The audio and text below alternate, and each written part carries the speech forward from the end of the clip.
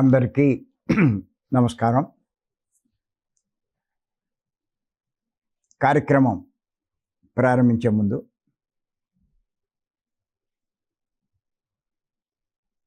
గురువు గారు బ్రహ్మర్షి పత్రి గారికి ఒక్కసారి మనం ధన్యవాదాలు చెప్దాం. మనం గత కొన్ని రోజులుగా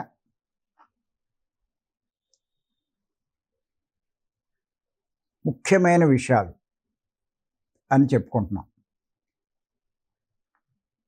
అందులో భాగంగా ఒక విషయం ఏంటంటే,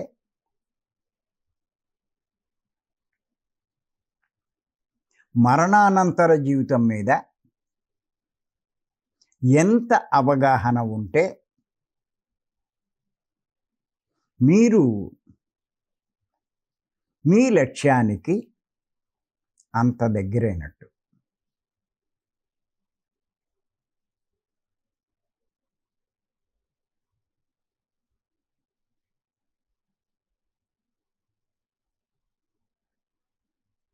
మీ లక్ష్యానికి అంత దగ్గరైనట్టు అని అంటున్నాను అంటే గుర్తుపెట్టుకోండి, ఇందులో చాలా అంతరార్థం ఉంది. ఎప్పుడూ కూడా బాహ్యంగా కనిపించే భౌతికమైన ఏమీ కూడా సరైనవి కావు.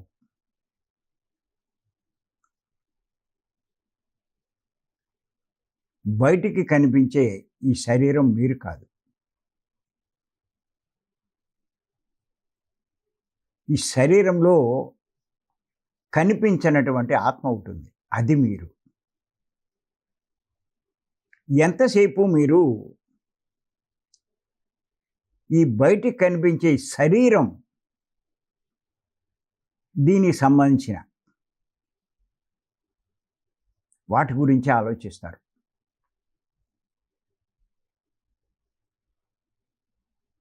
అలాగే ఈ శారీరక పరంగా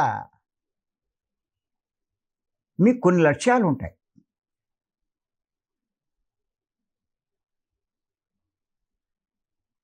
మీరేం చేస్తారంటే, ఆ లక్ష్యాలు సాధించడానికి మొత్తం జీవితం అంతా వెచ్చిస్తారు.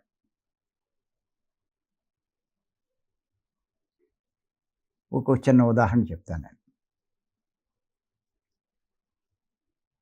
మీకు ఇల్లు లేదు, మీ చుట్టుపక్కల అందరికీ ఉన్నాయి సొంతంగా ఇల్లు. రోజు చూస్తూ ఉంటారా ఇల్లు? అరే నాకు ఇల్లు లేదు, వాళ్ళకుంది, వీళ్ళకుంది, నా చుట్టాలకుంది, నా కుటుంబ సభ్యులకుంది, నాకే లేదు అని అనిపిస్తూ ఉంటుంది. అనిపించి చివరికి అదే ఒక లక్ష్యం అయిపోతుంది మీకు. ఏమైనా సరే జీవితంలో ఒక ఇల్లు కట్టుకుంటే చాలు నా సొంతంగా అనుకుంటారు. ఒక ఇల్లు సంపాదించుకుంటే చాలు.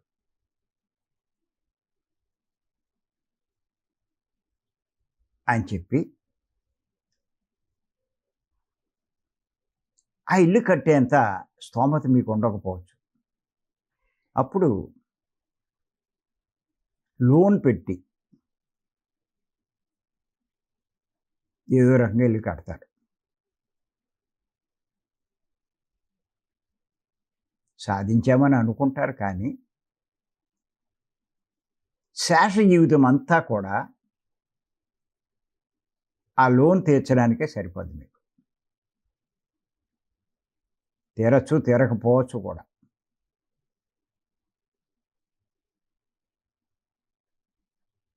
అది మీ లక్ష్యం,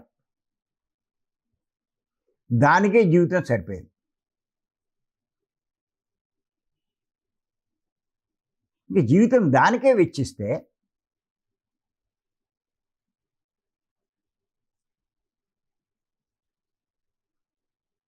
మీకోసం ఇప్పుడు మనందరం అది తెలుసుకున్నాం. ఏమని? నేను దేహం కాదు, నేను ఆత్మ అని చెప్పి తెలుసుకున్నాం. మరి ఆత్మ నేనైనప్పుడు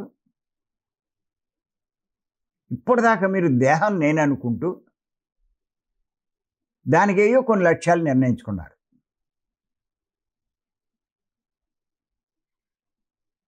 ఒకటి క్రికెట్ ఆటలో బాగా ఆసక్తి,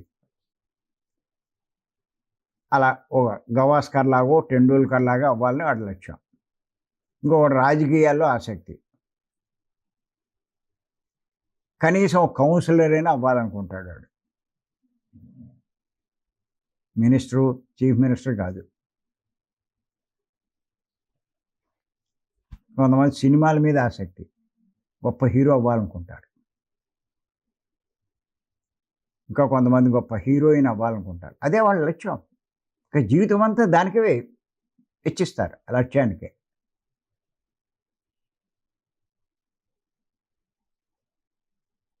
కానీ మీరు ఆత్మ.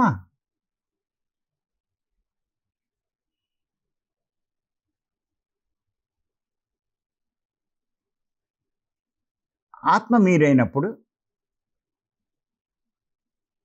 మీ లక్ష్యం ఏమిటి?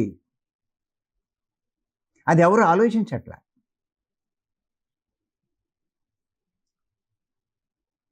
ఆ లక్ష్యానికి నేను దగ్గరవుతున్నానా లేదా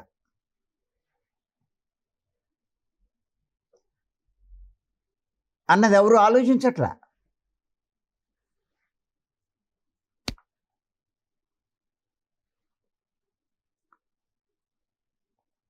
మీరు ఆత్మ అన్న అవగాహన మీకుంటే మీ లక్ష్యం మారిపోతుంది.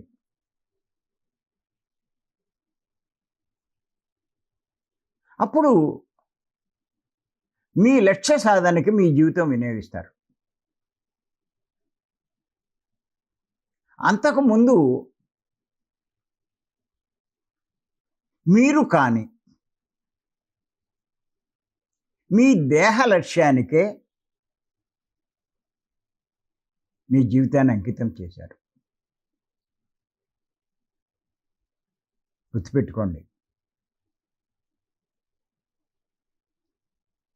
దేహ లక్ష్యం వేరు, మీ లక్ష్యం వేరు. మీరు అంటే ఆత్మ, దేహం అంటే మీరు కాదు. గుర్తుపెట్టుకోండి. మీ లక్ష్యము అంటే ఆత్మ లక్ష్యమే మీ లక్ష్యం.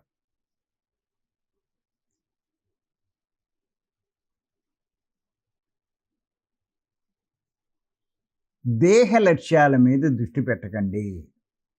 మీ జీవితాన్ని వేస్ట్ చేసుకోకండి, మీ ధనాన్ని వేస్ట్ చేసుకోకండి, మీ సమయాన్ని వేస్ట్ చేసుకోకండి, మీ వాక్కును వేస్ట్ చేసుకోకండి, మీ శక్తిని మీ ఆయుష్ని వేస్ట్ చేసుకోకండి. దేహ లక్ష్యం మీ లక్ష్యం కాదు, ఆత్మ లక్ష్యమే మీ లక్ష్యం. అది సాధించే ప్రయత్నం చేయండి. ఆత్మ లక్ష్యం ఏంటి అంటే పూర్ణ జ్ఞానాన్ని సంపాదించుకుని పూర్ణాత్మ కావడం.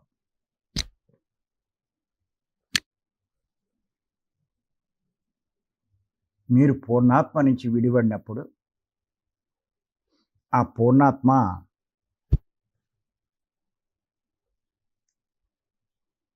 మీకు విధించినటువంటి లక్ష్యం ఏంటంటే నువ్వు కూడా నా స్థాయికి రావాలి, పూర్ణ జ్ఞాని కావాలి, నేను ఉండేటువంటి ఈ సత్యలోకం నువ్వు మళ్ళా చేరుకోవాలి. అప్పటిదాకా నువ్వు జన్మలు తీసుకుంటూ జనన మరణ చక్రంలో తిరుగుతూనే ఉంటావు.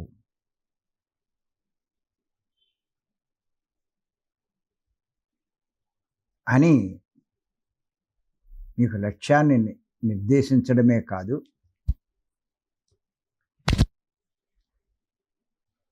మీ లక్ష్యాన్ని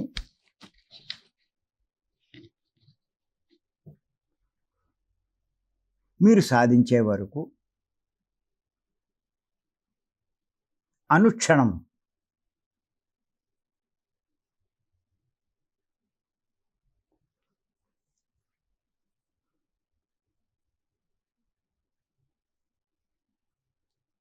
మీకు సహకరిస్తూనే ఉంటుందండి పూర్ణాత్మ.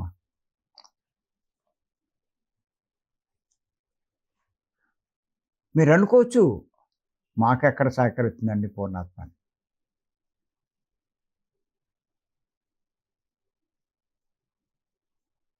పూర్ణాత్మ అంటే ఎదురుగుండా మీకు వచ్చి మీ చేతులు ఏదో పెడుతుంది అనుకుంటారు.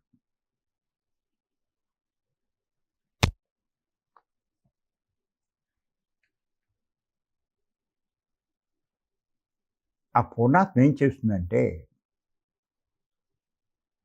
తనలోని అంశ అయినటువంటి ఈ శరీరంలో ఉన్న అంశాత్మని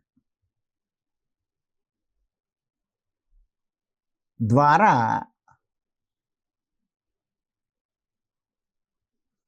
ఎన్నో రకాలుగా మీ లక్ష్యం సాధించే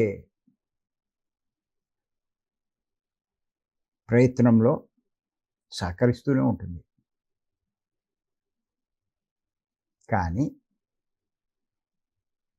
మీకే ఇది అర్థం కాదు.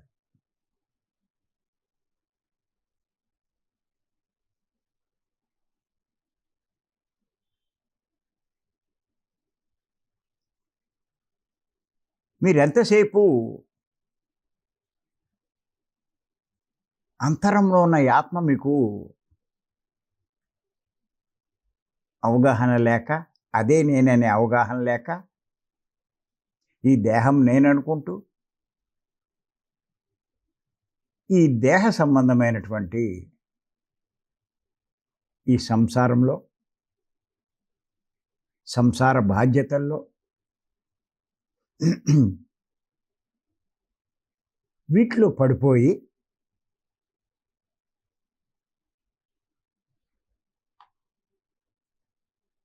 అంతరంలో ఉన్న పూర్ణాత్మ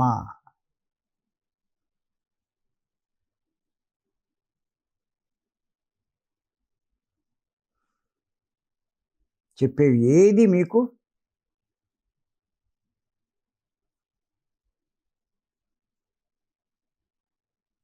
అర్థం కావు.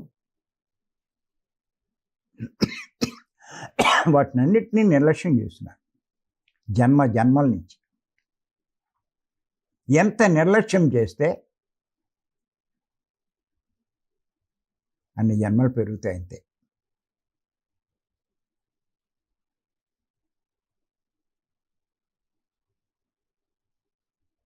కానీ ఆ పూర్ణాత్మ అంటే అంతరంలో ఉన్న ఆత్మ చెప్పిన వాటిని మీరు అనుసరిస్తే కనుక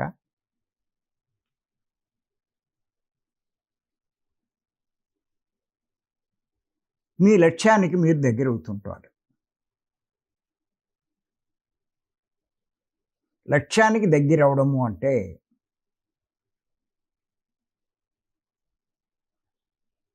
మీ జన్మలు తగ్గడం అండి.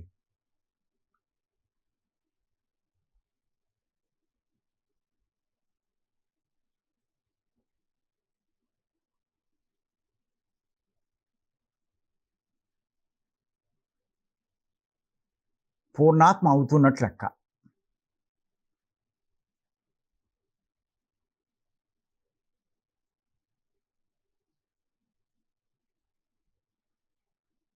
అంతకన్నా ఇంకేముంది మీకు?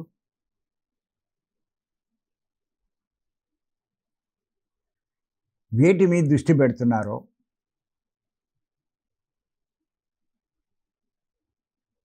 వేటి కోసం మీ సమయాన్ని వెచ్చిస్తున్నారో ధనాన్ని వెచ్చిస్తున్నారో,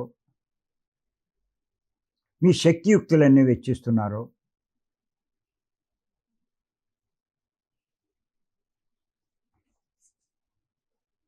అవన్నీ కూడా ఇలా శరీరం వదలగానే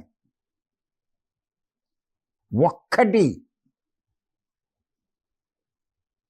మీకు ఉపయోగపడదు. చూసుకోండి కావాలంటే మీరు.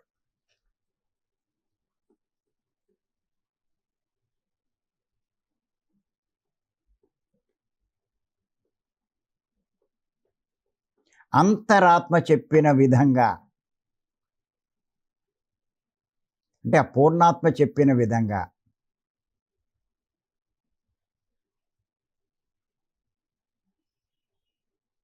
చేసేవే మీకు ఉపయోగపడతాయి, మీకు లాభిస్తాయి, మీకు కూడా వస్తాయి.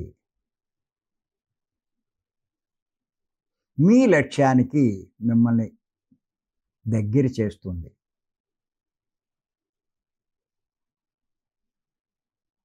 ఇది మర్చిపోకండి.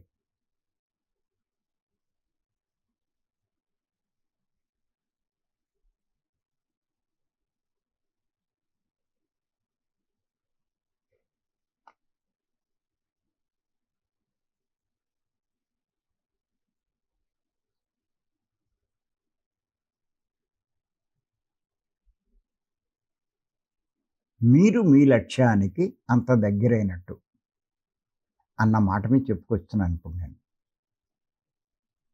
ఎంత అర్థం ఉందో చూడండి ఆ ఒక్క పదంలో, చిన్న వాక్యంలో. మీరు మీ లక్ష్యానికి అంత దగ్గరైనట్టు.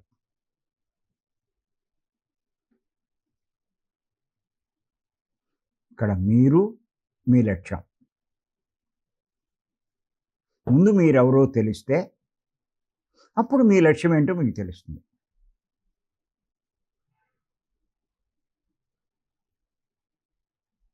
మీరు దేహం అనుకుంటే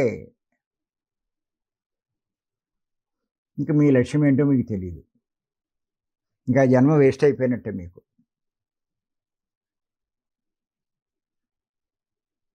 బాగా సంపాదించాలి, సుఖపడాలి, ఇంచక్క మంచి ఇల్లు కట్టుకుని,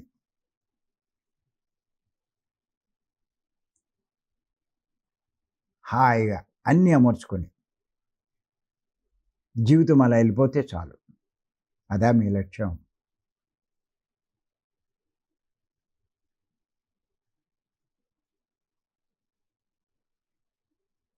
అసలు ఎవరు మీరు? ఇది అర్థమైన వాడు సుఖానికి ప్రాముఖ్యం ఇవ్వడు.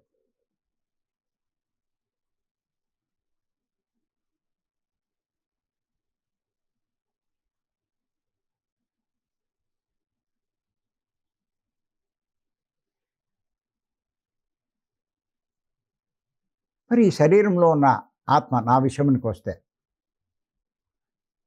అంటే ఆ పూర్ణాత్మ ఏమంది? ఖాళీగా ఇంక కూర్చుంటావు ఈ నెలాళ్ళు, వేసవకాలం. చక్క సరదాగా తిరుగు.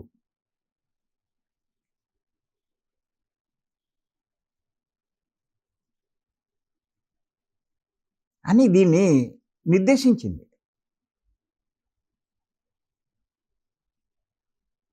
నేను ఆత్మ అనుకుంటే సరదాగా తిరగడమే, దేహం అనుకుంటే వేసవకాలంలో సరదాగా తిరగడమే, మండిపోతుంటే.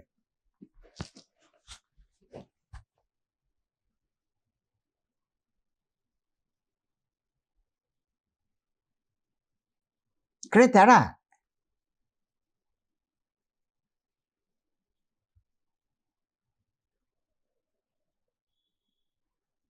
నేను దేహం అనుకుంటే ఈ తిరగడం అన్నది పనికిరాని పని. నేను ఆత్మ అనుకుంటే ఈ తిరగడం అన్నది అవసరమైన పని, నాకు లాభించే పని. నాకు ఎన్నో అనుభవాలు సంపాదించి పెట్టే పని.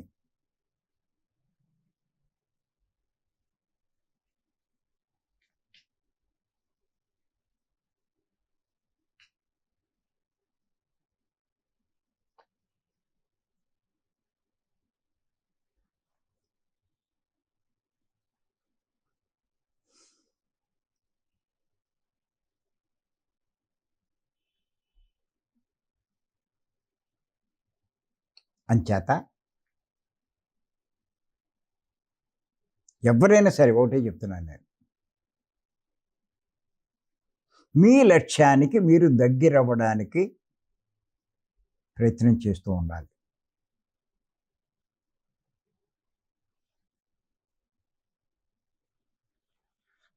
ఏమిటి మీ లక్ష్యం? పూర్ణాత్మ కావడం.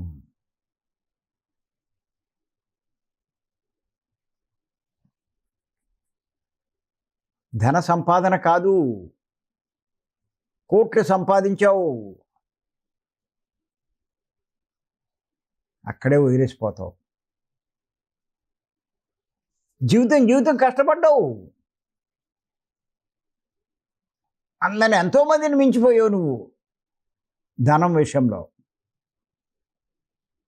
ప్యాలెస్లా కట్టావు నీ ఇల్లు.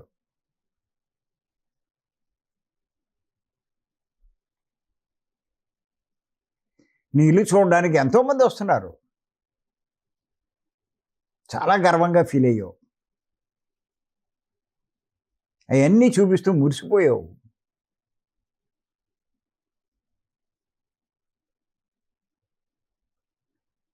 చివరిగా ఇల్లు లేదు, ఎవరూ లేరు.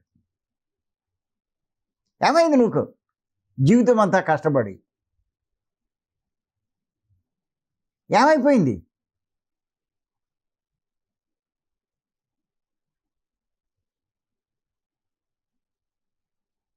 ఫీల్ అయిపోయావు అప్పుడు.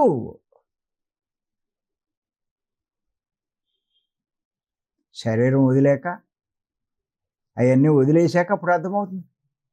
నితసదియా వదిలేసే వాటినా నేను సంపాదించుకున్నది ఇప్పుడు అదేదో పెద్ద గొప్పదనుకున్నాను అని.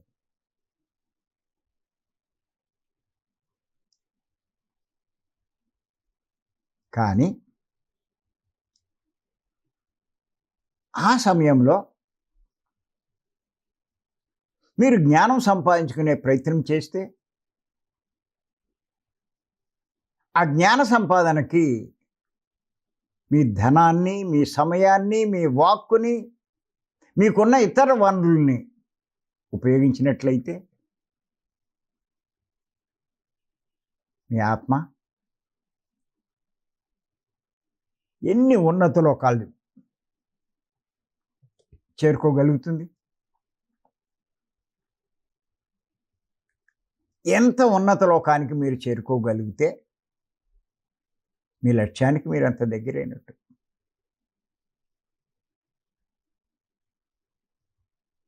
జనాలోకం దాటి ఉన్నటువంటి మహాలోకం చేరుకున్న వాళ్ళు అంతకుముందు కింద లోకాల్లో ఉన్న వారందరికంటే గొప్పవాడు. గుర్తెట్టుకోండి మీరు. ఈ జనాలోకం చేరుకున్నవాడు అంతకుముందు జన్మలో ఒక ఆటో డ్రైవర్ అవ్వచ్చు,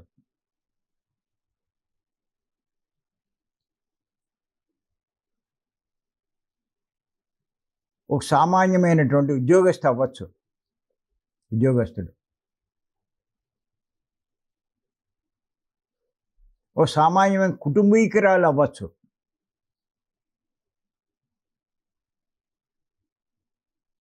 కానీ దీని మీద దృష్టి పెట్టి జ్ఞానం బాగా సంపాదించుకుంది ఆవిడ. జ్ఞానం సంపాదించుకున్నాడు.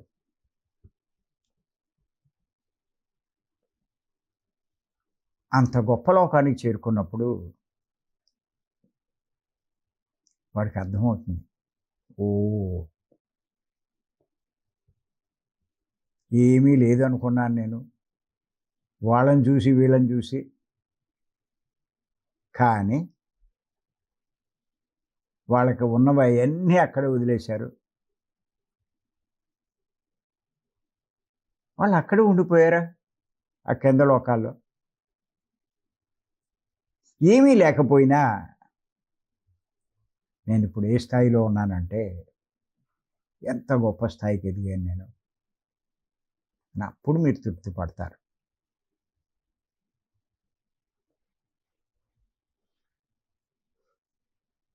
నేనెప్పుడూ ఆలోచించేవాడిని చాలా సందర్భాలు.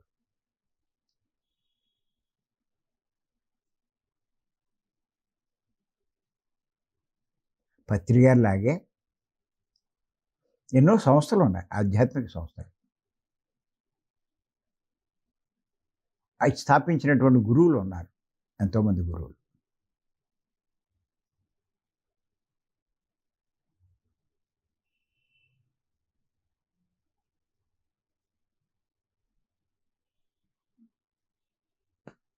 ఇప్పుడు మనం చూడండి, మనది పిఎస్ఎస్ఎం.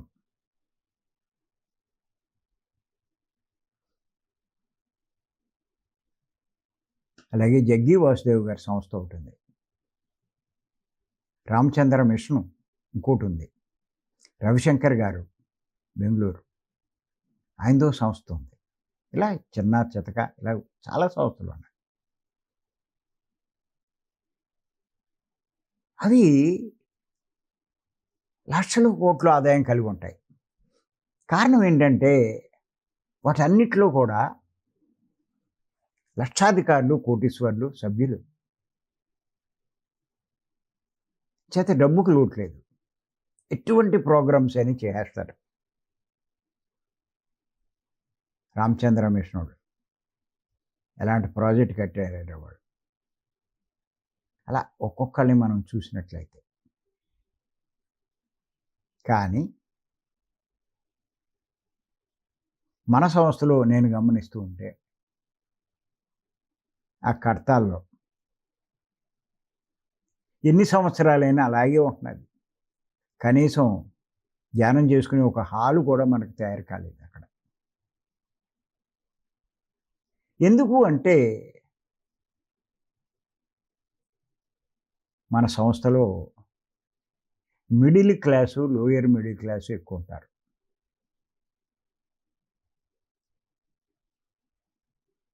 నాకు అర్థమైంది అది.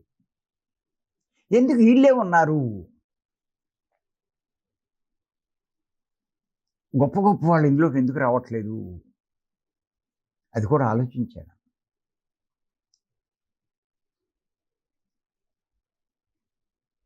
వీళ్ళే ఎందుకున్నారు అంటే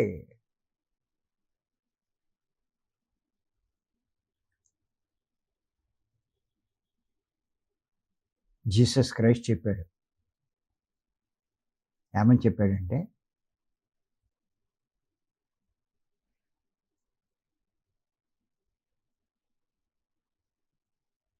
ఒంటెను సూది బెజ్జంలో దూర్చొచ్చు కానీ ధనవంతుడికి మోక్షాన్ని ఇవ్వడం అసంభవం అన్నాడు.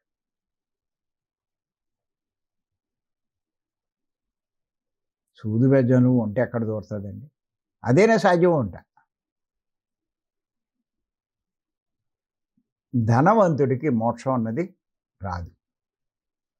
అంటే లక్ష్యం చేరుకోలేడు.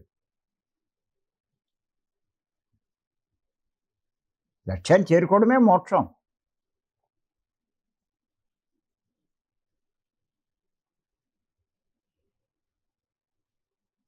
దానికి ధనం కాదు కావాల్సింది,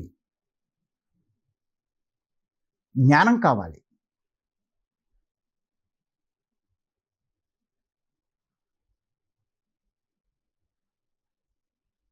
మరి ఆ జ్ఞానం సామాన్యులు సంపాదించుకోగలరు కానీ ధనవంతుడికి జ్ఞానం మీద దృష్టి పెట్టే సమయమే ఉండదండి. కావాలంటే డబ్బు ఉన్న వాళ్ళ దగ్గరికి వెళ్ళండి మీరు.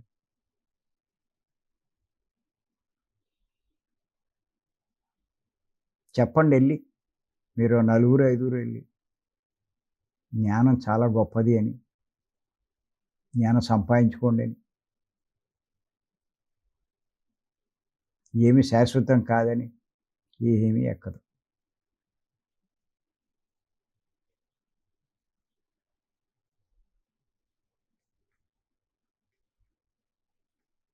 అందుకే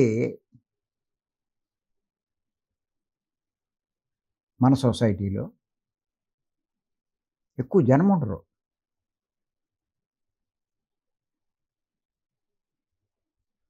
అందుకే చూడండి, ఈ జ్ఞానం బోధించే మన దగ్గరికి రాలేరు. ధ్యానంలోకొచ్చినా కూడా మన దగ్గర రాలేరు. చాలా కొద్ది మంది ఉంటారు.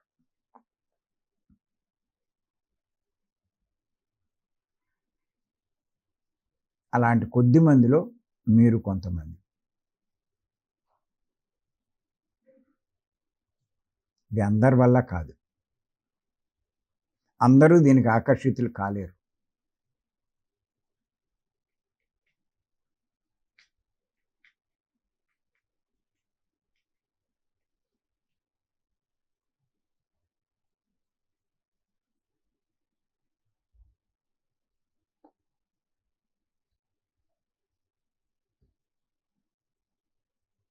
అందుకే ఈ ధ్యానం మీద, జ్ఞానం మీద ఆసక్తి మీకు మాత్రమే ఉంది. అందుకే మీరు ఇందులో ఉండగలుగుతున్నారు.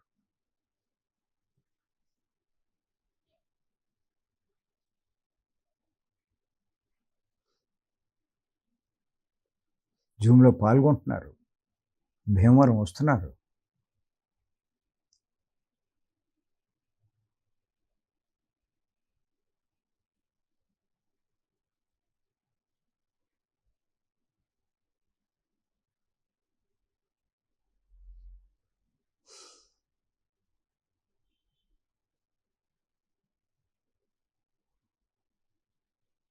మీరు చేసేది ఎంత గొప్ప పనో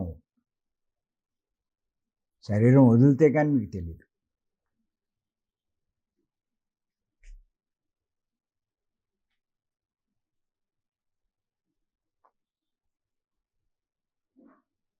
ఇప్పుడు మీరు చేసే పని వల్ల మీ లక్ష్యానికి ఎంత దగ్గరయ్యారో మీకు అర్థమవుతుంది. ఇంకోటి కూడా చెప్తున్నాను నేను. మరణానంతర జీవితం మీద మీకు ఉన్నంత అవగాహన మిగతా వాళ్ళకి ఉండదు. అసలు తెలీదు కూడా మరణించిన తర్వాత ఉంటారన్న సంగతి.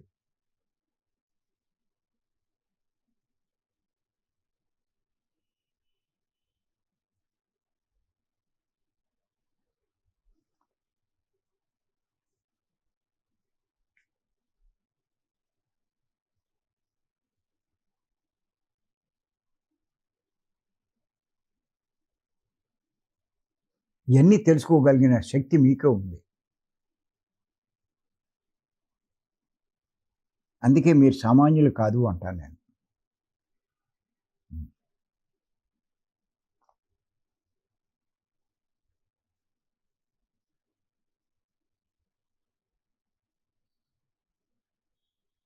చేత గుర్తుపెట్టుకోండి. మరణానంతర జీవితం మీద ఎంత అవగాహన ఉంటే మీరు మీ లక్ష్యానికి అంత దగ్గరైనట్టు.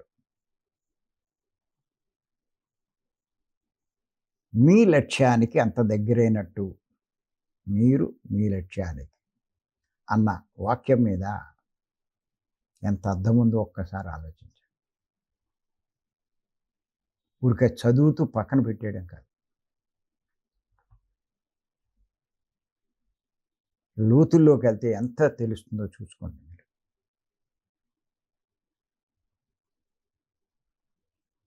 సరే. Thank you. రేపు మరికొన్ని విషయాలు తెలుసుకుందాం.